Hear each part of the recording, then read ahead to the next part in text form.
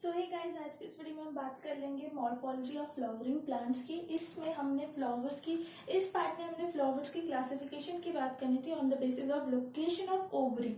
Ovary की location के basis पर फ्लावर्स की जो क्लासिफिकेशन की है उसमें सबसे पहले टाइप ऑफ फ्लावर हमारा आ जाता है हाइपोगाइनस फ्लावर। हाइपोगाइनस फ्लावर ऐसा फ्लावर है जिसमें थैलमस जो है it is almost spherical in outline. Thalamus is almost spherical in outline. ठीक है, पहली बात। एंड जो थैलमस स्फेरिकल आउटलाइन का है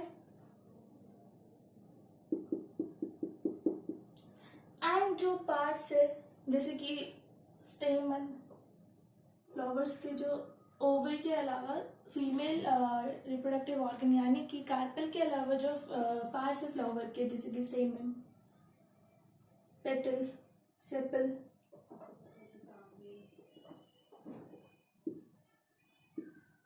स्टेमन, वो सब ओवरी से नीचे प्लेस है। ओवरी से नीचे है, ओवरी टॉप में प्रेजेंट है। ओवरी थैलमस के टॉप में प्रेजेंट है, मतलब कि स्टेमल, पेटल और सेपल इन सब के कंपैरिजन में बाकी फ्लावर के बाकी पार्ट्स के कंपैरिजन में ovary is at the top. Ovary is at the top. ठीक है, एंड यहाँ पर थैलमस स्फेरिकल आउटलाइन का है एंड ओवरी कैसे है, सुपीरियर है, टॉप पर है, सुपीरियर ओवरी। सो ऐसा फ्लावर जिसमें ओवरी इज सुपीरियर, मतलब कि बाकी पार्ट्स के कंपैरिजन में ovary is placed at the top and thalamus is almost spherical in outline, ऐसे फ्लावर को हम बोलेंगे हाइपोगाइनस फ्लावर। हाइपोगाइनस फ्लावर जिसमें ovary is superior. So this was first type of flower on the basis of location of ovary on the thalamus. Second type पे जाने से पहले हम एग्जाम्पल्स देख लेते हैं। Examples of hypogynous flower. Mustard के प्लांट में आपको हाइपोगाइनस फ्लावर दिख जाएगा। मस्टर्ड के प्लांट में आपको हाइपोगाइनस फ्लावर दिखेगा। चाइना रोज के प्लांट में दिखेगा। चाइना रोज का फ्लावर आप देखोगे तो उसमें आपको सुपीरियर ओवरी दिखेगी, इसलिए that is a hypogynous flower. And brinjal में भी आपको दिख जाएगा hypogynous flower. And there are many more examples. Mustard, China rose, brinjal, इन सब के अंदर आपको हाइपोगाइनस फ्लावर दिख जाएगा। चाइना रोज, मस्टर्ड, ब्रिंजल में के अंदर आपको सुपीरियर ओवरी दिखेगी, मतलब कि फ्लावर विल बी हाइपोगाइनस। अब हम बात करते हैं सेकेंड टाइप ऑफ फ्लावर की, that is epigynous flower. Second type of flower on the basis of location of ovary is epigynous flower. Epigynous flower, इसकी बात करें तो हाइपोगाइनस का बिल्कुल ऑपोजिट है एपिगाइनस फ्लावर। इसमें जो ओवरी है, थैलमस हमारा ऐसा आपको दिखेगा। इस बार थैलमस आपको स्फेरिकल आउटलाइन का नहीं दिखेगा बल्कि ऐसा दिखेगा, यू शेप। थैलमस आपको ऐसा बिल्कुल भी नहीं दिखने वाला जैसे कि हाइपोगाइनस फ्लावर के केस में था। इस बार आपको थैलमस कैसा दिखेगा, कुछ ऐसा इन the case of epigynous flower. इसके अंदर ओवरी इज प्लेस्ड।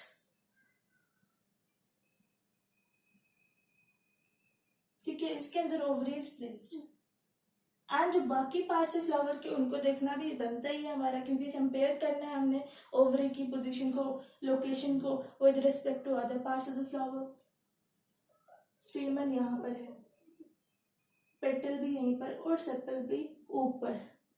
तीनों पार्ट्स, स्टेमन, पेटल, सेपल, फ्लावर के बाकी पार्ट्स मतलब कि ओवरी के अलावा जितने भी पार्ट्स है, फीमेल रिप्रोडक्टिव ऑर्गन यानी कि कार्पेल के अलावा, पिस्टल के अलावा जितने भी पार्ट्स है फ्लावर के वो सारे ओवरी से ऊपर प्लेस्ड है। ओवरी से ऊपर प्लेस्ड है। सो इस केस में ओवरी कैसे है, ये हमारा थैलमस है। थैलेमस एंड ओवरी कैसी है, इंफीरियर। एपिगाइनस फ्लावर के केस में ओवरी इज इंफीरियर ओवरी, मतलब कि बाकी फ्लावर के बाकी पार्ट्स के कंपैरिजन में ओवरी इज बॉटम में प्रेजेंट है, ठीक है, नीचे प्रेजेंट है। और थैलमस आप देख सकते हो कैसा है, थैलमस के अंदर बाकी पार्ट से नीचे, इंफीरियर मतलब नीचे प्रेजेंट है। एपिगाइनस, एपी मतलब नीचे, एपिगाइनस फ्लावर इंफीरियर ओवरी जिसके अंदर प्रेजेंट है, ठीक है, एंड बाकी पार्ट्स ओवरी से ऊपर है। Example guava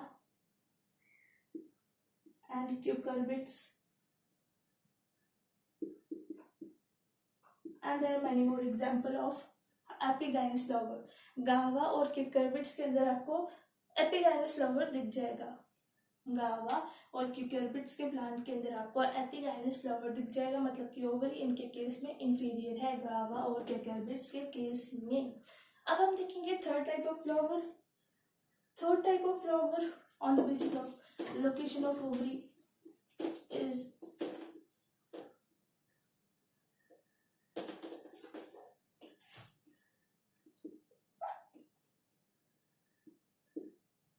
perigynous flower. Perigynous flower, ठीक है, पेरीगाइनस फ्लावर। इसमें ना ही ओवरी बाकी पार्ट से ऊपर है, ना ही ओवरी बाकी पार्ट से नीचे है, ना ही ओवरी इंफीरियर है, ना ही ओवरी इंफीरियर है, ना ही सुपीरियर है। तो फिर क्या है पेरीगाइनस फ्लावर के केस में? पेरीगाइनस फ्लावर के केस में थैलमस की बात करें तो it is almost flat. Thalamus almost flat है, ऑलमोस्ट फ्लैट, क्योंकि थैलमस ऑलमोस्ट फ्लैट है इसलिए ओवरी हमारे यहाँ पे प्लेस्ड है।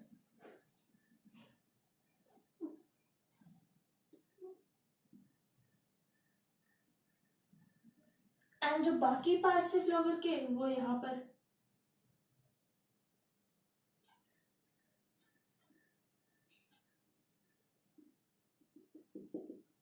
ठीक है।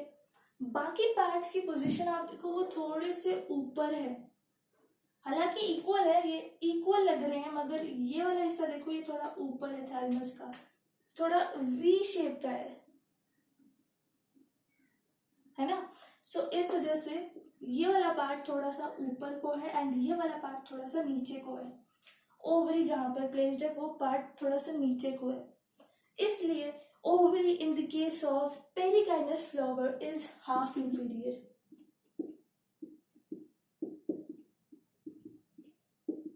हाफ इंफीरियर है ovary in the case of perigynous flower, ना ही इंफीरियर ना ही सुपीरियर, हाफली इंफीरियर है, पूरी तरह से इंफीरियर नहीं है, थोड़ी सी नीचे पोजीशन है इसकी, थोड़ी सी नीचे लोकेटेड है ये बाकी पार्ट्स के कंपैरिजन में, इसलिए it is halfly inferior. Perigynous flower के केस में ovary is halfly inferior, thalamus is almost flat, thalamus is almost flat, and examples are plum, rose, peach, इन सब के केस में आपको क्या दिख जाएगा, कैसा फ्लावर दिखेगा, पेरीगाइनस फ्लावर दिखेगा, मतलब कि पेरीगाइनस फ्लावर दिखेगा, मतलब कि इंफीरियर, मतलब कि ओवरी इज हाफ इंफीरियर इनकी केस में। प्लम, रोज और पीच के केस में ओवरी की बात करें तो it is half inferior and flower, that is why flower is perigynous flower.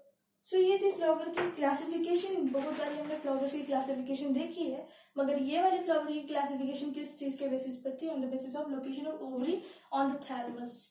So ये थर्ड टाइप ऑफ फ्लावर था हमारा पेरीगाइनस फ्लावर। सो इसी के साथ जितनी भी क्लासिफिकेशंस थी हमारी फ्लावर की वो सब क्लासिफिकेशंस हमने पढ़ ली। अब फ्लावर्स की हमने क्लासिफिकेशन ही देखनी, अब हम नया टॉपिक शुरू कर रहे हैं फ्लावर्स के रिलेटेड। अब हम नया टॉपिक शुरू करने वाले हैं, that is aestivation and it's type, that is aestivation and its types. Aestivation की स्पेलिंग ये भी लिख सकते हो और एक और स्पेलिंग है मेरे पास, वो है AESTIVATION की जगह आप ESTIVATION भी लिख सकते हो, दोनों ही स्पेलिंग्स करेक्ट है, ठीक है, दोनों ही स्पेलिंग ठीक है। अब हम क्या देखने वाले, एस्टिवेशन है क्या, सबसे पहले ये जान लेंगे।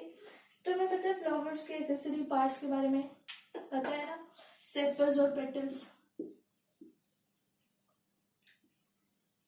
और कुछ केसेस में हमें पता है सेपल्स और पेटल्स अलग नहीं होते, जैसे कि लिली के फ्लावर के अंदर आप देख सकते हो सेपल्स और petals are fused in that case, and उनको हम क्या कहेंगे, उन पार्ट्स को, फ्लावर के उन पार्ट्स को हम कहते हैं टेपल्स।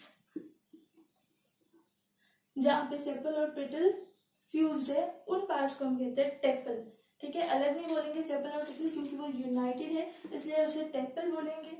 और यहाँ पर हम सेपल या फिर टेपल या फिर पेटल की अरेंजमेंट की बात करने वाले हैं एस्टिवेशन के टॉपिक के अंदर। So what is aestivation?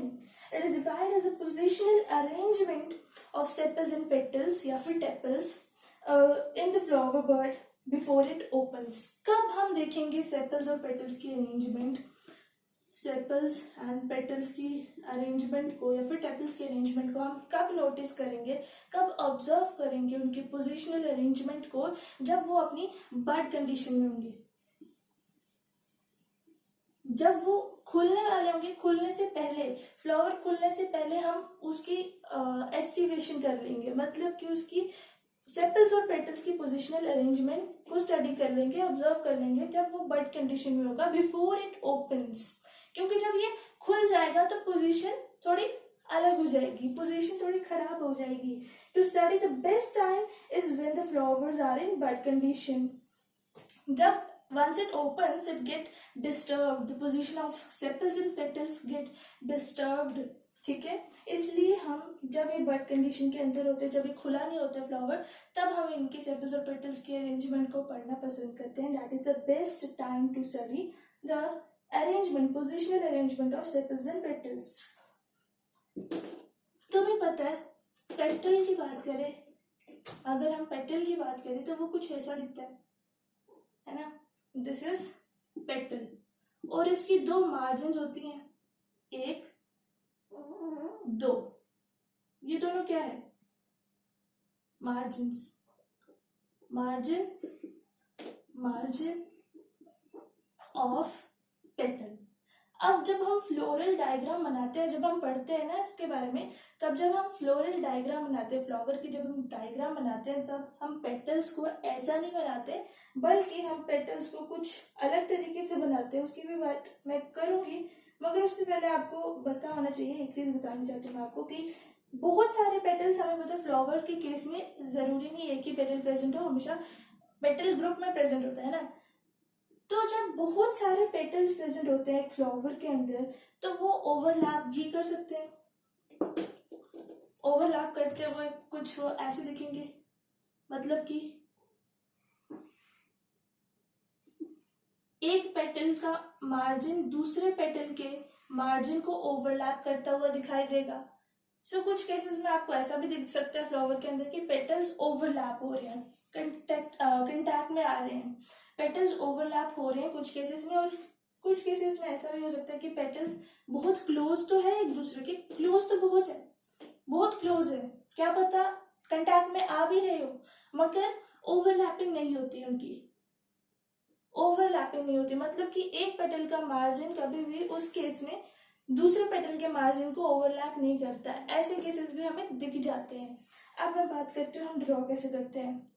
So aestivation की हेल्प से हम ये सब स्टडी करेंगे कि कैसी एस्टिवेशन हो रही है, अगर हो रही है तो कैसी हो रही है, कैसे इनकी अरेंजमेंट है, पेटल्स की एक साथ ओवरलैप हो रहे हैं कि नहीं हो रहे हैं, और अगर ओवरलैप हो रहे हैं तो किस पैटर्न में ओवरलैप हो रहे हैं। सो उसके लिए हमें पेटल्स का पता होना चाहिए कि पेटल्स को हम कैसे ड्रॉ करते हैं। सिंपल आर्क जैसे कुछ ऐसे ड्रॉ करते हैं पेटल्स को। ठीक है, यहाँ पर मार्जिन ये है, these are the margin.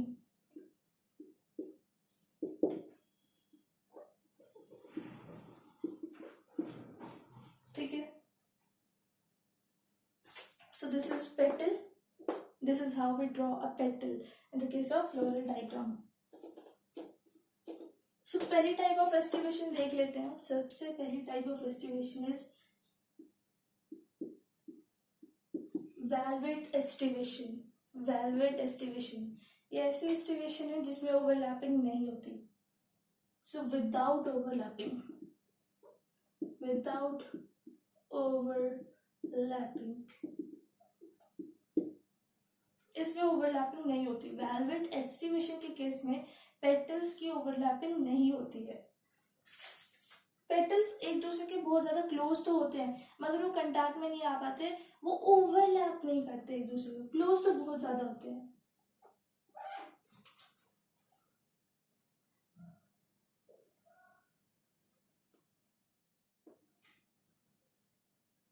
As you can see from this figure, petals एक दूसरे के कितने क्लोज हैं। मार्जिन्स देखो कितने क्लोज है, एक पेटल के दो मार्जिन्स को देखो, वो दूसरे दोनों पेटल्स के मार्जिन्स के कितने क्लोज है। सो मगर कितने पास लग रहा है, ऐसा लग रहा है कि ये कंटैक्ट में है मगर ओवरलैपिंग नहीं हो रही। कंटैक्ट में बेशक हो मगर ओवरलैपिंग नहीं होगी। ऐसी type of aestivation is called as valvate aestivation. Valvate aestivation जहां पे ओवरलैपिंग नहीं होती, पेटल्स जितने भी हैं क्लोज तो बहुत है मगर ओवरलैपिंग नहीं हो रही। वेलवेट एस्टिवेशन के केस में margins are not showing overlapping, and ऐसी एस्टिवेशन, वेलवेट एस्टिवेशन आपको किसके अंदर दिख जाएगी, किसके प्लांट के अंदर, कैलोट्रोपिस। कैलोट्रोपिस के जब आप पेटल्स को नोटिस करोगे, आप देखोगे जब बर्ड कंडीशन में आप उसके पेटल्स को नोटिस करोगे, आप चेक करोगे कि जो पेटल्स है वो बहुत क्लोज है मगर ओवरलैपिंग नहीं हो रही उनकी। So example of velvet aestivation is Calotropis. Second type of aestivation is twisted aestivation. तो एक ही टाइप की ऐसी एस्टिवेशन थी जिसमें ओवरलैपिंग नहीं हो रही थी। बाकी जितनी भी आप एस्टिवेशन अब से पढ़ोगे ना, इसके बाद वेलवेट एस्टिवेशन के बाद जितने भी एस्टिवेशन देखोगे, उन सब के अंदर जितने भी टाइप्स देखोगे, सब के अंदर ओवरलैपिंग हो रही है मगर अलग पैटर्न से हो रही है। पैटर्न अलग है मगर ओवरलैपिंग सब जितने भी वेलवेट के अलावा जितने भी एस्टिवेशन है सब में ओवरलैपिंग हो रही है। सिर्फ वेलवेट ही एस्टिवेशन ही ऐसी एस्टिवेशन थी जिसमें ओवरलैपिंग नहीं हो रही थी। सो यहाँ पर भी ओवरलैपिंग होगी ट्विस्टेड एस्टिवेशन में। सिर्फ वेलवेट एस्टिवेशन के अंदर ओवरलैपिंग नहीं होती, मतलब जहां पर ओवरलैपिंग नहीं होती उसको हम वेलवेट एस्टिवेशन कहते हैं। ट्विस्टेड एस्टिवेशन की बात करते हैं, ओवरलैपिंग हो रही है मगर किस पैटर्न में हो रही है, ये मेन पॉइंट है। ये मेन पॉइंट है कि किस पैटर्न में हो रही है। तो यहाँ पे अगर आप पेटल्स को देखोगे ना, इस फ्लोरल डायग्राम के अंदर आप एक चीज नोटिस करो, जितने भी पेटल्स हैं वो सब पेटल्स ओवरलैपिंग दिखा रहे हैं। पहली बात, सबके सब पेटल्स ओवरलैपिंग दिखा रहे हैं। अगर आप फर्स्ट पेटल को नोटिस करोगे तो उसकी एक मार्जिन बाहर को है, मतलब कि वो दूसरे पेटल की इस मार्जिन को ओवरलैप कर रही है। ठीक है, यहाँ पर अगर आप नोटिस करोगे फर्स्ट पेटल की ये वाली मार्जिन ओवरलैप कर रही है दूसरे पेटल की मार्जिन को, और ये वाली मार्जिन उसी फर्स्ट पेटल की ये वाली मार्जिन ओवरलैप हो रही है फिफ्थ पेटल की मार्जिन से। फर्स्ट पेटल में एक मार्जिन ओवरलैप कर रही है, एक मार्जिन ओवरलैप हो रही है, मतलब कि एक मार्जिन फर्स्ट पेटल की एक मार्जिन ओवरलैप सेकंड पेटल की एक मार्जिन को कर रही है और एक तरफ से हो रही है, एक तरफ से कर रही है एक तरफ से हो रही है। फर्स्ट पेटल की मार्जिन ओवरलैप एक तरफ से कर रही है एक तरफ से हो रही है। ठीक है, सेकंड पेटल की मार्जिन को देखोगे तो वो एक तरफ से ओवरलैप हो रही है, दूसरी तरफ से थर्ड पेटल की मार्जिन को ओवरलैप कर रही है। थर्ड पेटल की इस मार्जिन को देखोगे तो ये सेकंड पेटल की इस मार्जिन से ओवरलैप हो रही है, और ये वाली मार्जिन थर्ड पेटल की ओवरलैप कर रही है फोर्थ पेटल की ये वाली मार्जिन को। फोर्थ पेटल की ये वाली मार्जिन थर्ड पेटल की ये वाली मार्जिन से ओवरलैप हो रही है, और ये वाली मार्जिन उसी फोर्थ पेटल की ओवरलैप कर रही है। वैसे ही फिफ्थ पेटल की ये वाली मार्जिन ओवरलैप हो रही है एंड ये वाली मार्जिन ओवरलैप कर रही है। सो सारे के सारे पेटल्स, आप एक चीज नोटिस करो, सारे के सारे पेटल्स ओवरलैपिंग दिखा रहे हैं, ओवरलैपिंग शो कर रहे हैं मगर सेम पैटर्न में कर रहे हैं, सेम ऑर्डर में सेम पर्टिकुलर पैटर्न में कर रहे हैं। जैसा फर्स्ट पेटल कर रहा था वैसे ही सेकंड पेटल कर रहा है, दोनों मार्जिन उसकी एक तरफ से ओवरलैप हो रही है एक तरफ से कर रही है। थर्ड पेटल में भी एक तरफ से मार्जिन ओवरलैप हो रही है एक तरफ से कर रही है, फोर्थ में भी एक तरफ से हो रही है एक तरफ से कर रही है, फिफ्थ में भी एक तरफ से हो रही है एक तरफ से कर रही है। सेम पैटर्न पांचों के पांचों पेटल्स में ट्विस्टेड एस्टिवेशन के अंदर हमने ये देखा कि ओवरलैपिंग होती है एंड सारे पेटल्स सेम मैनर में एस्टिवेशन शो करते हैं, ओवरलैपिंग शो करते हैं सेम मैनर में. So one margin of a petal is overlapping margin of next petal and all petals are behaving in the same manner. इसको भी मैं लिख देती हूँ same manner.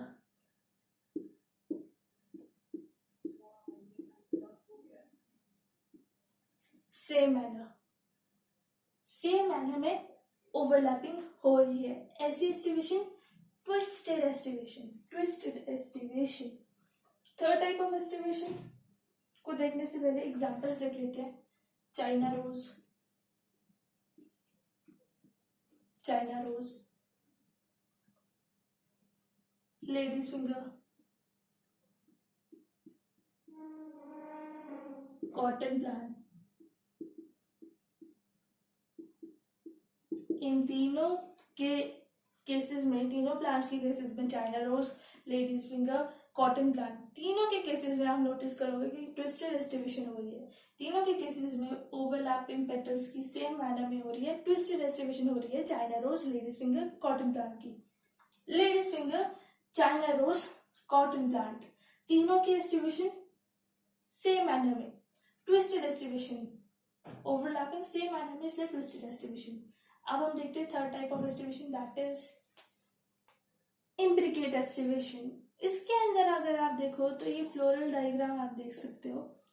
इसके अंदर भी ओवरलैपिंग हो रही है. ऑब्वियसली ओवरलैपिंग अब वैल्यूड एस्टिवेशन के अलावा सब एस्टिवेशन में ओवरलैपिंग है, ठीक है.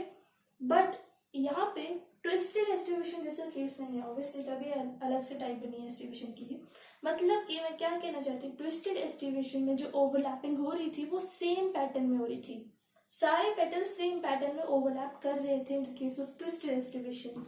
मगर इम्ब्रिकेट एस्टिवेशन की बात करें तो यहाँ पे ओवरलैपिंग सेम मैनर में नहीं हो रही. सारे के सारे पेटल्स सेम मैनर में ओवरलैप नहीं कर रहे. As you can see first, second, third, fourth, fifth petal सबके सब सेम मैनर में ओवरलैप कर नहीं रहे हैं.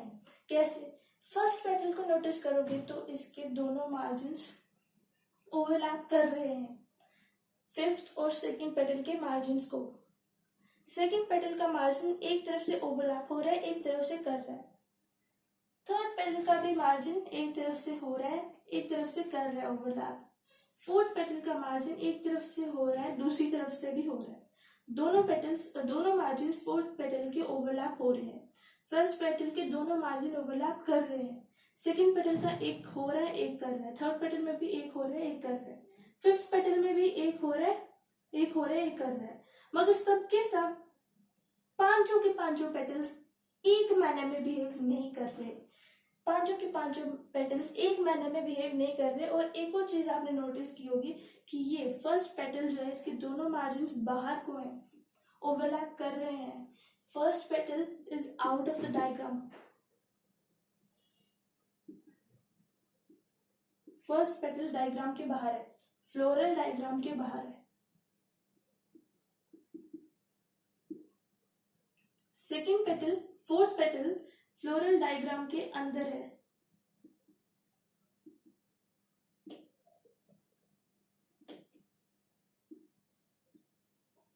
फोर्थ पेटल अंदर है, फर्स्ट पेटल बाहर है. एंड सेकेंड, थर्ड, फिफ्थ अलग ही अपने पैटर्न में ओवरलैप कर रहे हैं.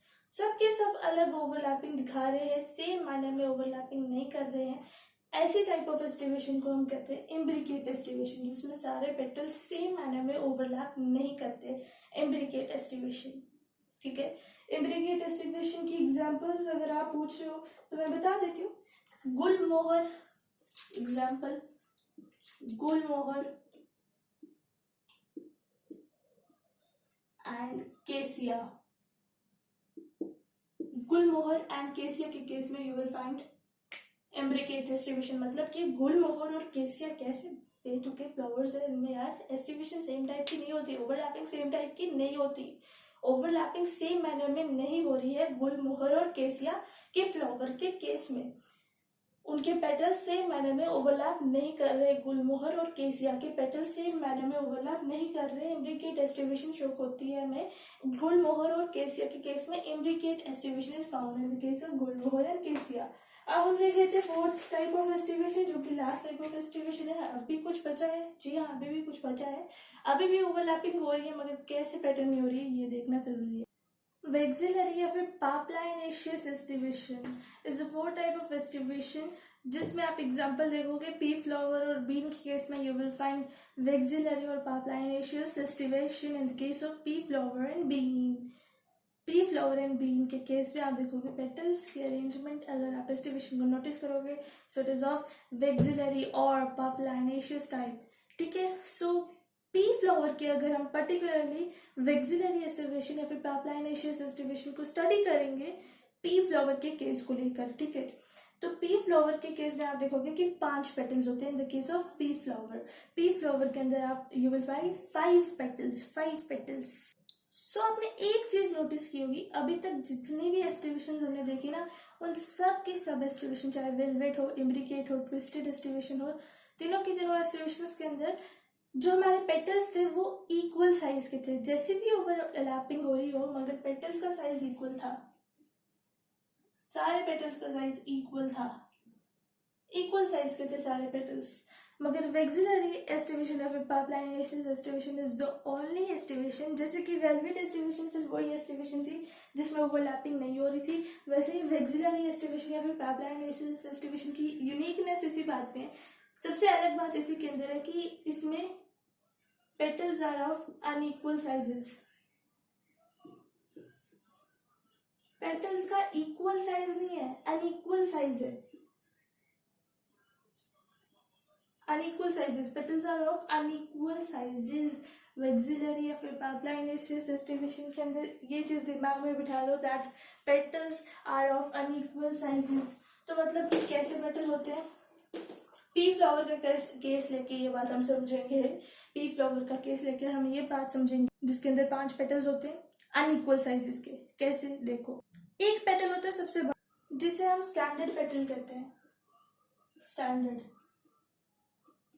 जो कि सिर्फ एक ही है, एक ही है, स्टैंडर्ड पेटल एक ही है, ठीक है, एक ही है स्टैंडर्ड पेटल जो कि सबसे बड़े साइज का है। सबसे बड़े साइज वाला स्टैंडर्ड पेटल जो कि सिर्फ एक ही है, फिर उसके अंदर आ जाते हैं और छोटे पेटल्स, स्टैंडर्ड से छोटे साइज के पेटल्स जो कि आपस में इक्वल है। स्टैंडर्ड से तो छोटे हैं मगर आपस में इक्वल है, ठीक है, आपस में इक्वल है, इन दोनों का साइज आपस में इक्वल है। इन दोनों को हम क्या कहते हैं, विंग्स, जो कि 2 है,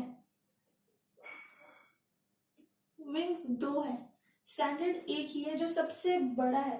पांचों के पांचों पेटल्स में से सबसे बड़ा पेटल है स्टैंडर्ड जो कि एक ही है, फिर उससे छोटे आ जाते हैं, छोटे पेटल्स आ जाते हैं विंग्स जो कि दोनों आपस में इक्वल है, एंड विंग्स से भी छोटे आ जाते हैं 2 और पेटल्स, क्योंकि 2 + 1 3 पेटल्स हुए, टोटल 5 पेटल्स है, कितने बचे, 2 पेटल्स बचे, वो 2 पेटल्स स्टैंडर्ड से तो है ही सबसे छोटे और विंग से भी छोटे, मतलब कि सबसे छोटे पेटल्स कील जो कि आपस में फ्यूज्ड है,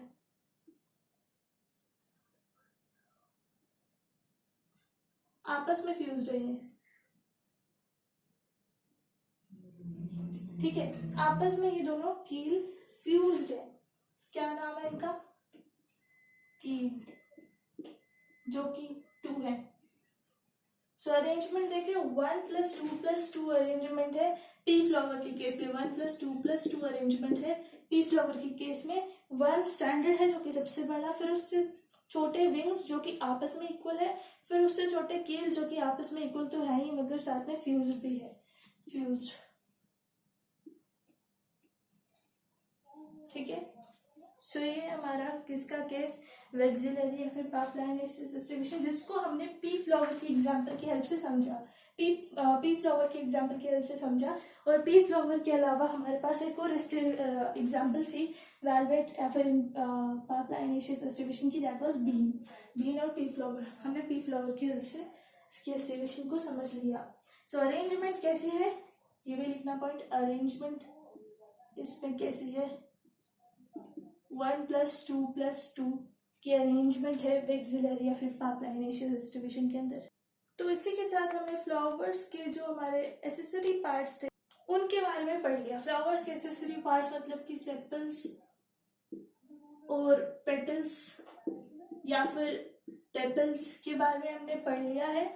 जो भी उनके रिलेटेड जितनी भी जानकारी थी पढ़ ली है, मगर फ्लावर मॉर्फोलॉजी का टॉपिक अभी भी खत्म नहीं हुआ, क्योंकि फ्लावर्स के एसेसरी पार्ट्स के बारे में ही पढ़ा है। फ्लावर्स के सब पार्ट्स के बारे में नहीं पढ़ा है। जितने भी पार्ट्स हैं सब के सब पार्ट्स के बारे में हमने सारी इंफॉर्मेशन नहीं इकट्ठा कर लिया, मतलब कि अभी भी फ्लावर के कुछ पार्ट्स बच गए हैं, दैट इज फ्लावर के रिप्रोडक्टिव पार्ट्स।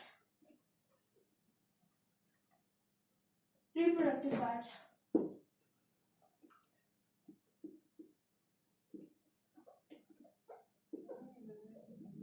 Of flower. इसके बेसिस पे भी हमने देखा था that flowers are of two type, unisexual and bisexual. Unisexual जिसमें सिर्फ एक ही रिप्रोडक्टिव पार्ट प्रेजेंट है, या तो मेल का या तो फीमेल का। और उसके बेसिस पे भी फिर यूनिसेक्सुअल फ्लावर्स भी दो टाइप के थे, मेल फ्लावर और फीमेल फ्लावर। बाइसेक्सुअल वो फ्लावर जिनके अंदर दोनों रिप्रोडक्टिव पार्ट्स प्रेजेंट है, मेल के भी फीमेल के भी, दोनों फ्लावर के पार्ट्स एक ही प्लांट के अंदर प्रेजेंट है, जो वो बाइसेक्सुअल फ्लावर होता था। इसके बारे में हमने पढ़ लिया है। मगर रिप्रोडक्टिव पार्ट्स के बारे में मतलब कि सेक्स ऑर्गन्स ऑफ फ्लावर्स के बारे में अभी हमने पढ़ना है। तो हमें पता है दो टाइप के सेक्स ऑर्गन होते हैं, रिप्रोडक्टिव पार्ट्स होते हैं, मेल एंड फीमेल। मेल वाले जो रिप्रोडक्टिव ऑर्गन्स होते हैं उनको हम किस नाम से जानते हैं, स्टेमन। फर्स्ट, पहले हम स्टेमन के ग्रुप को क्या बोलते हैं ये भी हमने जान लिया था पहले ही, हमें सब कुछ पता है। एंड्रोशियम, एक्चुअली में हम एंड्रोशियम का टॉपिक स्टार्ट करने वाले हैं। सबसे पहले ग्रुप ऑफ स्टेम्स या फिर मतलब कि मेल सेक्स ऑर्गन की पढ़ाई करेंगे हम। एंड्रोशियम मतलब कि group of male reproductive organs, that is stamen. Stamen का ग्रुप एंड्रोशियम, ढेर सारे स्टेमन से बना androecium. Group of stamens is called as androecium. Stamen की हम डायग्राम देखेंगे, कुछ ऐसा रहता है। दिस इज दिस स्टॉक जैसा पार्ट, जो स्टेमन का जो स्टॉक वाला पार्ट है, stalk of stamen is called as filament. Stalk of stamen is called as filament. Then comes the anther, जो टॉप है स्टेमन का, इसे हम क्या कहते हैं, एंथर कहते हैं। इसको थोड़ा ऐसे बनाना है, ठीक है। Top of stamen is called as anther.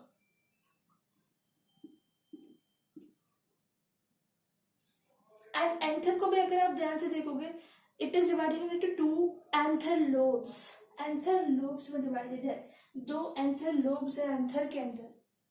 जो स्टेमन का टॉप है that is called as anther. Stamen का filament is called as stalk is called as filament. Anther जो है वो दो एंथर लोब्स में डिवाइडेड है, एंथर लोब्स में डिवाइडेड है, एंथर लोब्स। अब इन एंथर लोब्स के अंदर भी फर्दर कुछ और है, दैट इज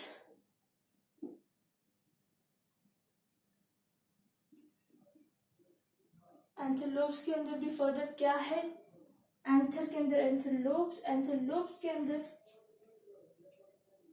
पोलन सैक। एक एंथर लोब के अंदर दो पोलन सैक प्रेजेंट है, एक एंथर लोब के अंदर दो पोलन सैक, मतलब कि एक स्टेमन एक एंथर के अंदर टोटल 4 पोलन सैक प्रेजेंट है। अभी तो एक स्टेमन या फिर एक एंथर के अंदर 4 पोलन सैक प्रेजेंट है, और एक पोलन सैक के अंदर ना जाने कितने सारे पोलन ग्रेन्स प्रेजेंट है, पता नहीं कितने, हमें इनकी कोई गिनती नहीं होती। पोलन ग्रेन, एंड एक पोलन ग्रेन के अंदर 2 मेल गैमेट होते हैं। सोचो, एक स्टेमन के अंदर पता नहीं कितने सारे 2 एंथर लोब्स हैं, 2 एंथर लोब्स के अंदर फर्दर 4 पोलन सैक का छोड़ो आप, एक पोलन सैक के अंदर आपको नहीं पता कितने पोलन ग्रेन्स है, और एक पोलन ग्रेन के अंदर फर्दर 2 मेल गैमेट्स है। तो सोचो, एक एंड्रोशियम ग्रुप ऑफ स्टेमन के अंदर, एक फ्लावर के अंदर कितने सारे मेल गैमेट्स होंगे, कितने सारे पोलन ग्रेन्स होंगे। Think about that. सो ये है हमारा एंड्रोशियम का इंट्रोडक्शन। ऐसा दिखते हैं एंड्रोशियम, सॉरी एक्चुअली ये स्टेमन है, एक स्टेमन है, कई सारे ऐसे स्टेमन मिलकर एक एंड्रोशियम बनाते हैं। Group of stamen is called as androecium. Now सबसे पहले हम कुछ टर्म्स के बारे में जानेंगे। स्टेराइल स्टेमन या फिर स्टेमिनोड। स्टेमिनोड क्या है? स्टेमिनोड क्या है? That स्टेमन which is sterile. तो स्टेराइल स्टेमन क्या होता है? स्टेराइल स्टेमन क्या होता है? What is sterile स्टेमन? अब जरूरी नहीं कि हर स्टेमन के अंदर जिस भी फ्लावर के अंदर आपको स्टेमन दिखा नहीं और आप बोलोगे अच्छा इसके अंदर मेल गैमेट्स प्रेजेंट है, तो जरूर ऑब्वियसली हर स्टेमन के अंदर मेल गैमेट्स तो जरूरी है कि जरूरी नहीं कि प्रेजेंट हो। इसलिए ऐसे स्टेमन जिनके अंदर male gametes pollen grains are not present, if no pollen grains are formed, if no male gametes are formed in stamen, then that type of stamen is called as sterile stamen, जिनके अंदर male gametes और pollen grains are not present, are not formed। sterile stamen या फिर staminode, ऐसा stamen which is sterile, जिसके अंदर male gametes are absent, pollen grains are absent। ठीक है। एंड एक और चीज आपको जाननी पड़ेगी, दैट इज एक टर्म है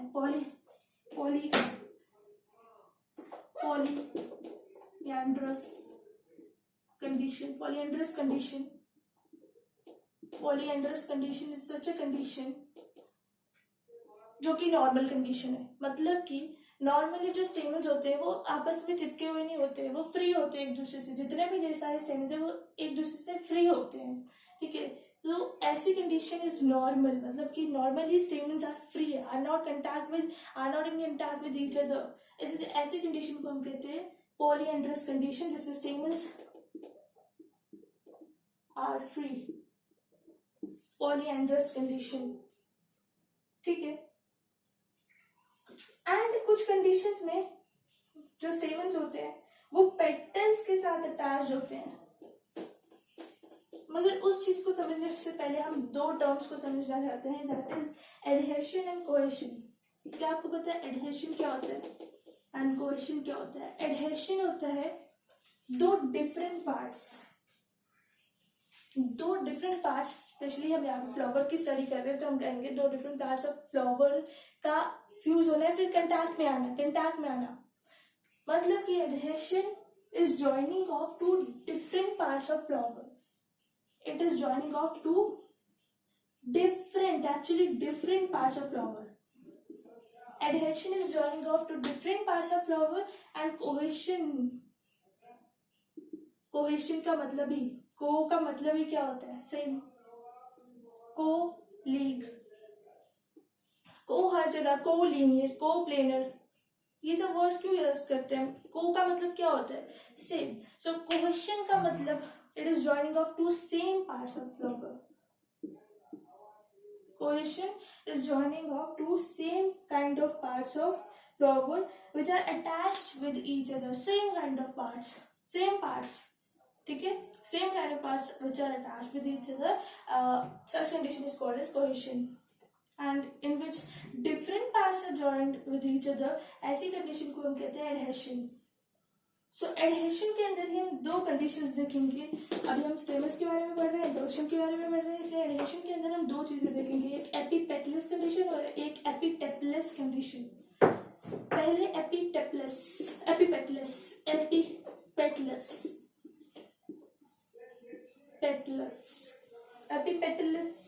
condition. Epipetalous condition is such a condition जिसमें जो हमारे स्टेमन्स होते हैं ना, वो पेटल्स, जो फ्लावर के रिप्रोडक्टिव ऑर्गन है, वो फ्लावर के एक्सेसरी ऑर्गन के साथ अटैच होते हैं। स्टेमन्स पेटल्स के साथ अटैच होते हैं, जिस केस में stamens are attach with petals.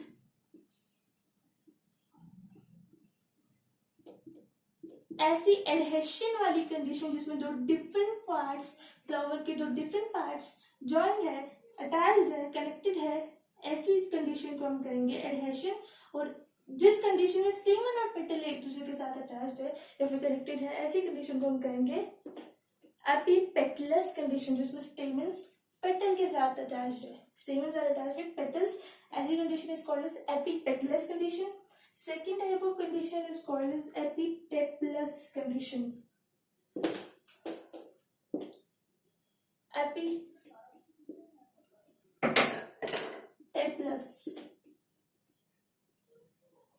Epiteplous condition.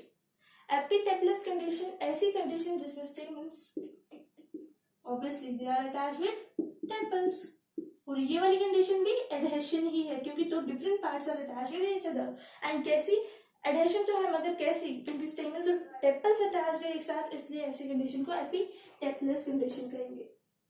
ठीक है, या फिर इस एपीटेपलस कंडीशन का दूसरा नाम भी है एपीफाइलस स्टेमन, एपीफाइलस और एपीफाइलस स्टेमन,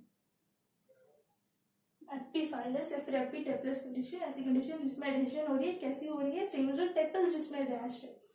ठीक है, नाउ कोहेशन के ऊपर, एडहेशन में तो हमने दो चीजें देखी, एपीपेटलस, एपीटेपलस कंडीशन। एपीपेटलस जिसमें स्टेमन्स पेटल के साथ अटैच्ड है, एंड एपीटेपलस जिसमें स्टेमन्स टेपल के साथ अटैच्ड है, या फिर एपीफाइलस। दो कंडीशन देखी एडहेशन में, डिफरेंट टाइप ऑफ पार्ट्स जिसमें अटैच्ड है, उसमें दो कंडीशन, एपीपेटलस और एपीटेपलस। अगर हम बात करें कोहेशन की, जिसमें सेम पार्ट्स अटैच होते हैं एक साथ, उसमें हम कोहेशन में हमारे पास पूरा टॉपिक है उसके अंदर। तो एडहेशन के बेसिस पे एपीपेटलस एंड एपीटेपलस कंडीशन देखी, जिसमें दो डिफरेंट पार्ट्स, स्टेमन्स या तो पेटल्स के साथ या तो टेपल्स के साथ अटैच्ड है, कनेक्टेड है, जो डिफरेंट पार्ट्स एक दूसरे के साथ ज्वाइंट है। मगर कोहेशन में दो सेम पार्ट्स ज्वाइंट है, और यहाँ पे हम एंड्रोशियम यानी कि स्टेमन के बारे में पढ़ रहे हैं, तो ऑब्वियसली दो सेम पार्ट्स मतलब कि एक जैसे पार्ट्स फ्लावर के आपस में कनेक्टेड है, मतलब कि स्टेमन के साथ कनेक्टेड है, वो भी डिफरेंट टाइप से, अलग अलग टाइप से उसके अंदर, कोहेशन के अंदर भी। मतलब कि जब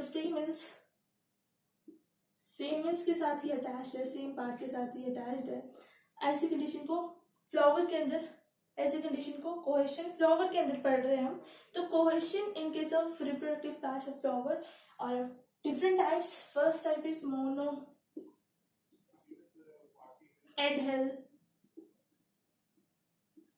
First condition, monoidal phase condition कैसी कंडीशन है? monoidal phase condition, monoidal phase condition, mono का मतलब एक, ये ऐसी कंडीशन है monoidal, sorry, it is monoidal phase stamens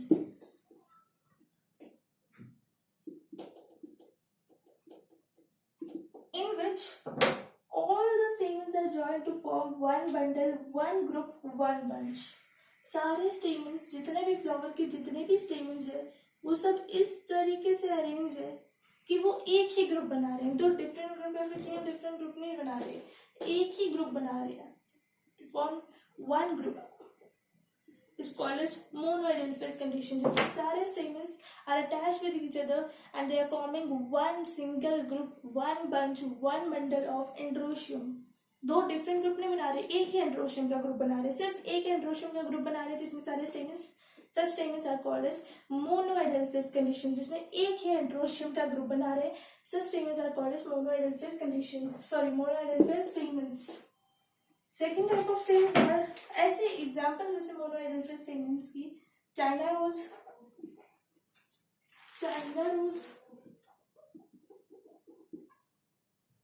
second type of, तो जिस केस में सारे stamens are attached together to form one single group, ऐसे केस, ऐसे stamens are called as monadelphous stamens. Example China rose में एक group बनता है एंड्रोशियम का, सारे स्टेमन्स एक ग्रुप बनाते हैं एंड्रोशियम का कोहेशन करके। सेकेंड इज डायडेल्फिस स्टेमन्स, ऐसे स्टेमन्स जो कि दो ग्रुप बनाते हैं, दो एंड्रोशियम के ग्रुप बनाते हैं सारे स्टेटमेंट्स, कोहेशन करके दो एंड्रोशियम के ग्रुप बनाते हैं। ऐसी condition is called as diadelphous condition in which all statements join together to form two groups, two bundle या टू बंच ऑफ एंड्रोशियम। ऐसा केस इज डायडेल्फियस स्टेटमेंट का केस। ऐसे statements are called as diadelphous statement जिसमें cohesion करके statement दो androecium के group बना रहे हैं। एग्जांपल पी फ्लावर में आपको डायडेल्फियस स्टेटमेंट्स दिख जाएंगे, दो ग्रुप बनते हुए दिख जाएंगे आपको पी फ्लावर के केस में, पी के फ्लावर्स के केस में। Second third type of statements are polyadelphous statements.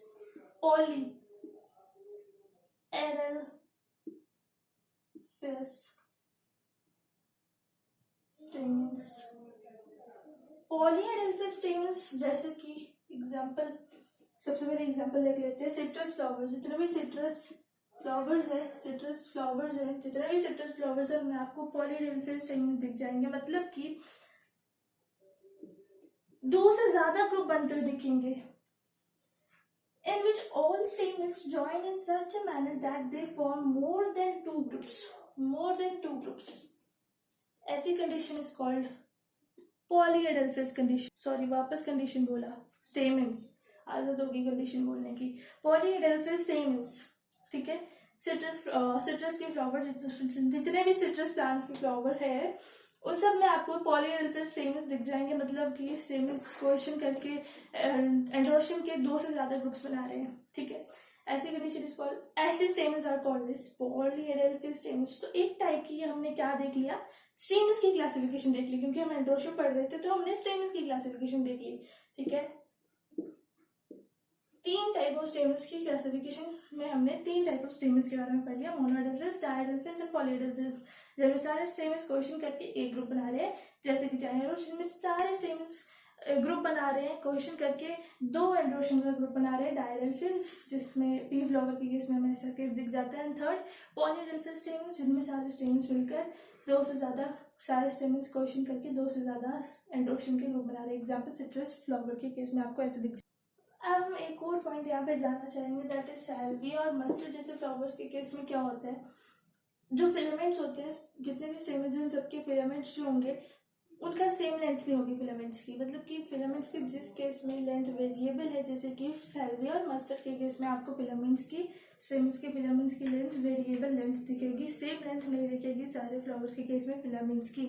सो एक और पॉइंट था इंट्रोडक्शन के रिलेटेड कि कुछ केसेस में फ्लावर्स में आपको स्टेमन्स के फिलामेंट सेम लेंथ के नहीं दिखेंगे, जैसे कि सैल्विया और मस्टर्ड के फ्लावर के केस के अंदर। अब हम फीमेल रिप्रोडक्टिव ऑर्गन्स यानी कि कार्पेल के ग्रुप गायनोशियम की बात नेक्स्ट वीडियो में करेंगे।